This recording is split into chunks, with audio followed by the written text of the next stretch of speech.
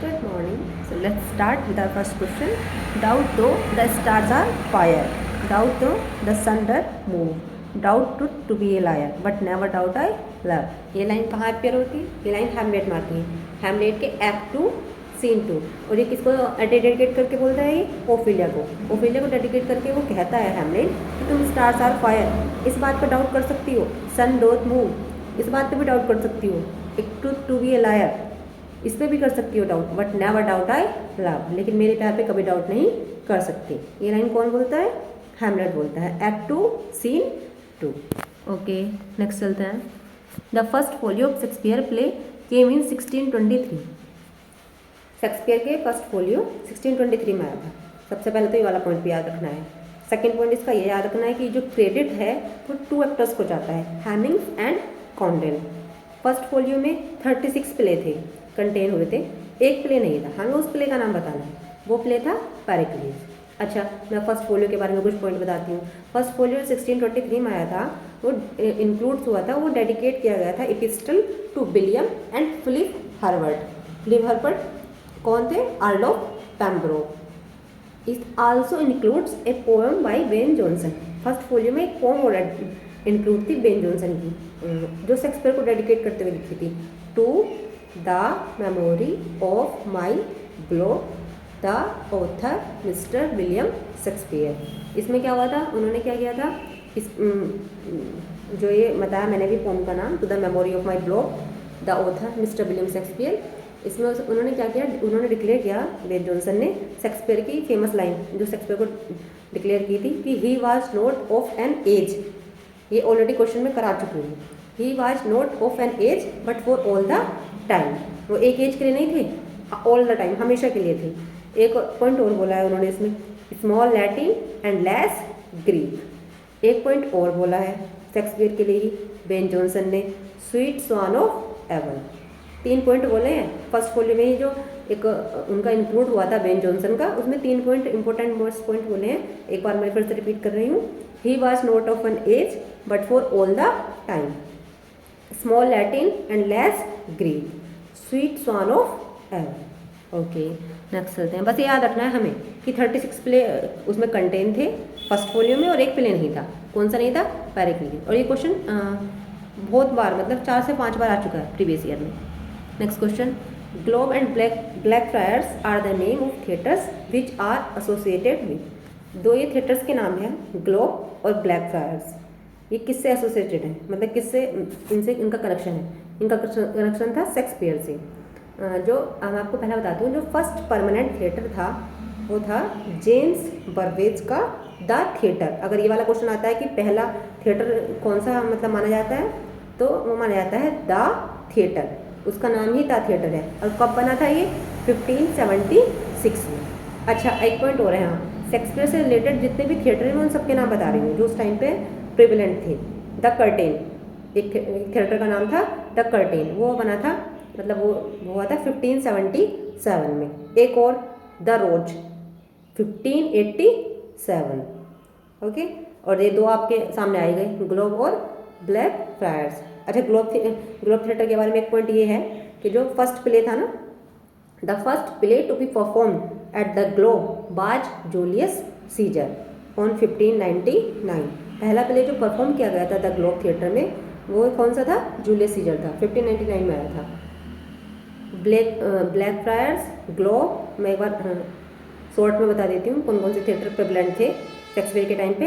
Globe, Blackfriars, the Curtain, the Rose, और एक और कंपनी थी एक्टर्स की जिसका नाम रखा गया था लॉर्ड चैम्बरलिन्स मैन 1594 की.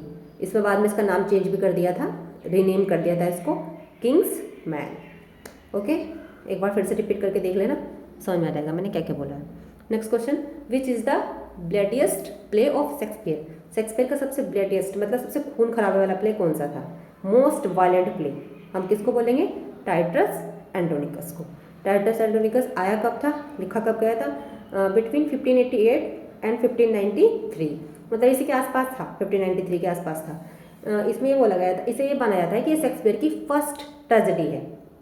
कौन सी ट्रेजेडी है? First, Shakespeare's first tragedy, Titus Andronicus Andronicus. अच्छा हाँ, एक पॉइंट और माना जाता है, ये भी माना जाता है कि जो जॉर्ज पील हैं, जॉर्ज पील जो है उनके साथ जो है ये कोलाब्रेशन में लिखी गई थी, टाइटस एंड्रोनिकस। ओके, ये क्या है, it's a tragedy of revenge. Story तो आपको पता ही होगा, आपने पढ़ी होगी इसकी स्टोरी। हेराल्ड ब्लूम ने क्रिटिसाइज किया है इस प्ले को एज ए हाउलर। किसने? हेराल्ड ब्लूम ने क्रिटिसाइज किया है इस प्ले को as a howler and a poetic atrocity. इसको हाउलर बोला है, बहुत बड़ी गलती बोला है, और एक पोएटिक एट्रोसिटी बोला है। अच्छा, टी.एस. इलियट ने भी इस पर कॉमेंट किया है।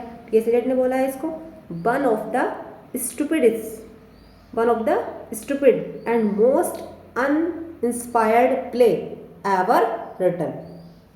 ऐसा प्ले जो कभी लिखा गया होगा, बहुत ही अनइंस्पायर्ड, जिससे वो इंस्पायर ही नहीं हो रहा।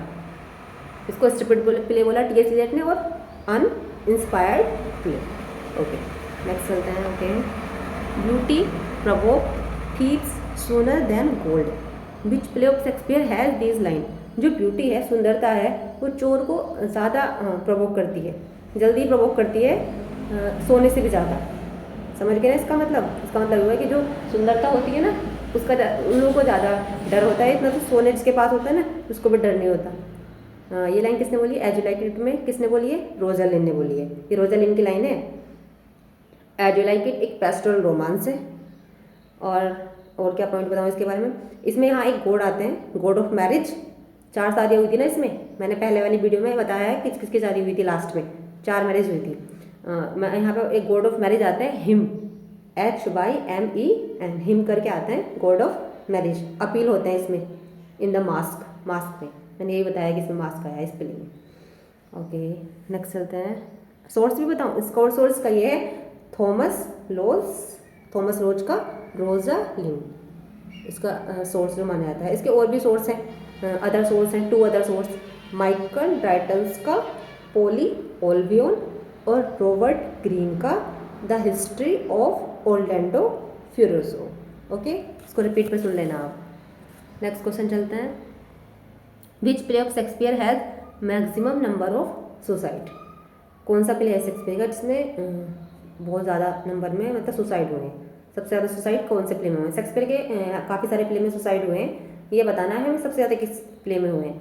Antonio and Cleopatra. हिस्टोरिकल एक ट्रेजेडी है, ये रिटर्न लिखी गई थी 1606-1607 के आसपास। सोर्स क्या है इसका? प्लूटार्च लाइफ बाय थॉमस नॉर्थ। एक सिक्वल माना जाता है ये किसका? जूलियस सीजर का। जूलियस सीजर में भी एंटनी था ना, उसी का जूलियस सीजर का सिक्वल माना जाता है इसको, इस प्ले को, एंटोनियो एंड क्लियोपेट्रा को।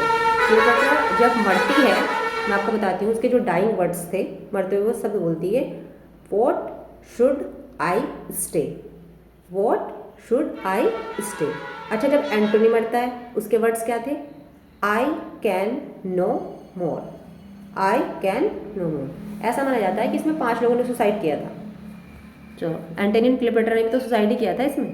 Next, in which country is the story of Othello set. किस कंट्री में स्टोरी ओथेलो की सेट हुई है? लोकेशन मतलब वेनिस में। अच्छा, चारों ट्रेजेडी का बताती हूँ कहाँ कहाँ सेट हुई है। ओथेलो तो पेरिस में थी। हैमलेट का क्या था? डेनमार्क, इलेंसोर इन डेनमार्क था ना। लियर कहाँ का किंग था? King of Britain. और मैकबेथ में कहाँ की स्टोरी है? स्कॉटलैंड की। Okay, next question. Elsinore in Denmark is the scene of Shakespeare play. Which play? अच्छा, ये भी देखो इससे रिलेटेड आ गया, जो भी ऊपर बताया था। एलेंसोर डेनमार्क में जो था वो शेक्सपियर के प्ले का सीन था, तो वो किस प्ले की बात हो रही है? हैमलेट की। Okay, next. Bliss was it in that dawn to be alive but to be young was very heaven. Which poem of Wordsworth has this line. ये लाइन किस में है? Bliss was it in that dawn to be alive but to be young was very heaven. काफ़ी important और काफ़ी popular line है, इनको तो याद कर ही लो आप। फ्रेंच रिवॉल्यूशन में आई थी, 1804 के आसपास लिखा गया था। ये पब्लिश हुआ था कॉलेज के द्वारा इन 1810। आप ऐसे भी याद कर सकते हो, फ्रेंच रिवॉल्यूशन वर्ड्सवर्थ से रिलेटेड था, उसी टाइम पे चल रहा था ये जब वर्ड्सवर्थ थे। और ये पार्ट है एक किसका? परलूड का पार्ट है, परलूड की बुक 2 का ही पार्ट है ये, फ्रेंच रिवॉल्यूशन। बस इतना याद रखना है इसके बारे में। Next, when the assault was intended to the city it is sonnet written by. मैंने आपको पहले ही बताया था, जो सोनेट हमने कम सुने होते हैं वो सोनेट प्रीवियस ईयर के क्वेश्चन में पूछे गए हैं कि ये सोनेट किसका है, ये वर्क किसका है, हमें याद करना है। ये ऑलरेडी प्रीवियस ईयर में आया हुआ है। When the assault was intended to the city it is sonnet written by, किसने लिखा है? मिल्टन ने लिखा है। लिखा कब था? 1642। सोनेट नंबर कौन सा है? सोनेट नंबर है 8। ओके, तो पॉइंट याद रखना है, 1642 में लिखा गया था और सोनेट नंबर है 8। ये तब लिखा गया था जब ऐसा माना जाता था कि there would be an attack on London by Charles first. ऐसा माना जा रहा था कि एक अटैक होगा लंदन पे चार्ल्स फर्स्ट के द्वारा। पॉलिटिकल क्राइसिस के टाइम पे लिखा गया था ये, when the assault was intended to the city. Okay, next चलते हैं। On the morning of Christ nativity, ये क्या है? ये एक ओड है। किसका ओड है? मिल्टन्स का। 1629 के अराउंड आया था ये। मिल्टन की फर्स्ट पोम मानी जाती है इंग्लिश में ये। ओके, नेक्स्ट चलते हैं। द फॉल ऑफ फिर dash in 1453 marks the beginning of the Renaissance in Europe. किसका फॉल माना जाता है? आपको बस ये याद रखना है 1453 से रिलेट करके, कॉन्स्टेंटिनोपल। ओके, कॉन्स्टेंटिनोपल इन 1453, मतलब इसके फाल से जो है बिगनिंग मानी जाती है किसकी? रेनेसा की। कहाँ पे? यूरोप में। जब कॉन्स्टेंटिनोपल का फॉल हुआ था 1453 में, बस तब से शुरुआत मानी गई है रेनेसा की। बस आपको ये पॉइंट 2-3 बार बोलना है, ये याद हो जाएगा। Next question, who calls Milton God gifted organ voice of England. ये भी प्रीवियस ईयर क्वेश्चन, सारे क्वेश्चन प्रीवियस ईयर ही हैं। मिल्टन को God gifted organ voice England की किसने बोला है? हमें ये याद रखना है, किसने बोला है? टेनिसन ने बोला। मिल्टन पे काफ़ी सारे कमेंट आए हैं, किसी ने कुछ बोला है उनके बारे में, किसी ने कुछ। हमें बस इस टाइम फिलहाल टेनिसन का याद रखना है कि वे जो है मिल्टन जो है गॉड गिफ्टेड, भगवान का दिया हुआ एक उपहार है, उनकी ऑर्गन वॉइस है। कहाँ की? इंग्लैंड की। ओके, नेक्स्ट चलते हैं। Name the critic who remarks justice is a commentary upon the prison administration of that period. हमें उस क्रिटिक का मार्क बताना है जिससे रिमार्क किया था जस्टिस के बारे में कि जस्टिस एक कॉमेंट्री है upon the prison administration of that period, उस समय का। किसने बोला था ये? कोर्ट्स ने। किसने बोला था? कोर्ट्स ने ये रिमार्क दिया था। जस्टिस काफ़ी इंपॉर्टेंट प्ले है कार्ल्सवर्दी का, आपने सुना ही है। आया कब था? 1910 में आया था। एक 4 एक्ट का प्ले है, 1910 में आया था, 4 एक्ट का प्ले है। और इसको ना विंस्टन चर्चिल नाम तो सुना ही होगा। विंस्टन चर्चिल ने इसको अटेंड किया था। इसकी जब अर्ली परफॉर्मेंस हुई थी प्ले की, तब उसको अटेंड किया था, मतलब इसको देखा था। Okay, next, the restoration period was influenced by. Restoration period किससे इन्फ्लुएंस है? French dramatist. किससे इन्फ्लुएंस है? French dramatist. इन्फ्लुएंस मतलब काफ़ी ज़्यादा इन्फ्लुएंस था फ्रेंच कल्चर का इंग्लिश रेस्टोरेशन पीरियड पे। उस टाइम पे फ्रेंच का टेस्ट, फ्रेंच के मैनर्स को उन्होंने अडॉप्ट कर लिया था, तो इसलिए माना जाता है कि रेस्टोरेशन पीरियड पे जो इन्फ्लुएंस था वो फ्रेंच ड्रामेटिस्ट का इन्फ्लुएंस था। ओके, नेक्स्ट चलते हैं। The first Indian author to win the prestigious Pulitzer prize in the USA was. ये ऑलरेडी पढ़ रखा होगा आपने, झुम्पा लहरी का है। जो पहला इंडियन ऑथर है जिसने प्रेस्टिजियस पुलित्जर प्राइज जीता था यूएसए में, उसका नाम है झुम्पा लहरी। ये जीके का क्वेश्चन भी है, आप इसको मान सकते हैं।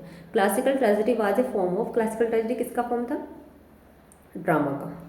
जो पर्पस था, मतलब जो क्लासिकल ड्रामा का पर्पस था, is to stir the audience into feeling fear और pity for the human suffering which is portrait in the story. मतलब कहने का यही था कि जो क्लासिकल ड्रामा का पर्पस था वो ऑडियंस को ऐसे बैठा के, मतलब जब वो प्ले को देखेंगे किसी क्लासिकल ट्रेजेडी को, तो एक फियर की फीलिंग, एक पिटी, क्यों पिटी मतलब दया का, कि कैसे ह्यूमन सफ़र कर रहा है, इसको पोर्ट्रे किया जाता है क्लासिकल ट्रेजेडी। इसका पर्पज यही था। ओके, नेक्स्ट चलते हैं। Elegy began to be so called because. Elegy को एक जो आंसर है, इट इज बाज ए पोएम ऑफ सोरो, ये अकॉर्डिंग टू ऑप्शन है। एलेजी को मतलब ऐसा क्यों बोला गया, मतलब एलेजी को एलेजी क्यों, मतलब क्यों कहा गया? ये एक तो आपको पता ही होगा, ये सोरो के रिगार्डिंग लिखी जाती है। लॉस हो जाता है कुछ हमारा, है कोई डाई, किसी की डेथ हो जाती है तब लिखा जाता है। एक पोएम मानी जाती है किसकी? सोरो की। लिखी जाती है इलेजिक वर्ड्स में, और ये डील करती है थीम ऑफ लॉस। एक एग्जांपल मैं आपको इसका देती हूँ, मिल्टन्स का लेसिडस। कब आया था? 1637 में उसको इसी के उसमें रखा गया है। Next, the novel is, novel को क्या माना गया है? One of the earliest form of writing, मतलब राइटिंग की अर्लीस्ट फॉर्म, अर्लीस्ट जो मतलब काफ़ी पहले पुरानी फॉर्म है ये। It is derived from the Italian word novella.